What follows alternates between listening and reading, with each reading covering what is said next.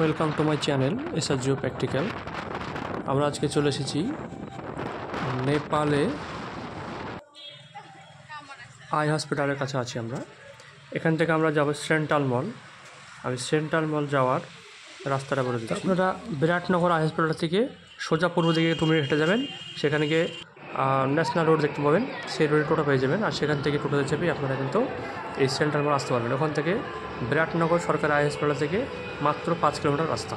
এখান থেকে টোটোতে ভাড়া নেবে ইন্ডিয়ান রুপিজ 30 টাকা, আর এখানকার 50 টাকা। তো আমরা চলে এসেছি সেই সেন্ট্রাল মলে। আমরা ওপর তলা উঠে পড়ছি, নিচে তেমন কিছু দেখতে পেলাম না, নিচে তেমন কিছু নেই।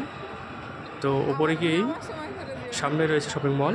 এখানে আপনি আপনার পছন্দের মতো জামা প্যান্ট কিনতে পারেন বা আপনার প্রয়োজনীয় ড্রেস এখান থেকে নিতে পারেন। আর তার সামনেই রয়েছে সিনেমা হল। এটা হচ্ছে সেই বক্স অফিস, এখানে আপনি টিকিট কাটতে পারবেন।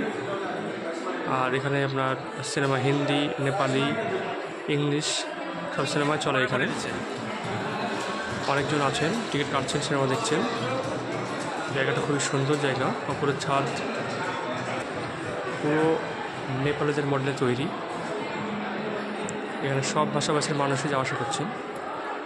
তো আমি বলবো যারা নেপালে চৌরাহাট আসবেন, বিরাটনগর হসপিটাল, তারা অবশ্যই এখানে একবারে গিয়ে ঘুরে আসবেন।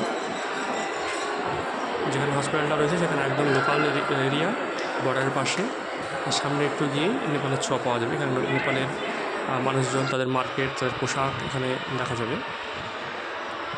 আপনি মুর্শিদাবাদ, মালদা, বর্ণ ডিস্ট্রিক্ট থেকে, ইন্ডিয়া থেকে আসছেন, অবশ্যই একটু এখানে ঘুরে আসবেন, বেরিয়ে আসবেন, ভালো লাগবে সবাইকে আশা করছি। তো এইটা হচ্ছে প্রবেশ করার প্রথম জায়গাটা। এখানে লেখা আছে আই লাভ সেন্ট্রাল মল। আপনি এখান দিয়ে কিন্তু প্রবেশ করতে পারবেন। আর তার পাশেই বড় রাস্তা, বড় বড় বিল্ডিং আছে। আর এখানে একটা মেন যে গেট সেটা দেখা যাচ্ছে, তার ডান পাশে একটা এলসিডি লাগানো রয়েছে। আর গার্ড এখানে রয়েছেন, গার্ড বসে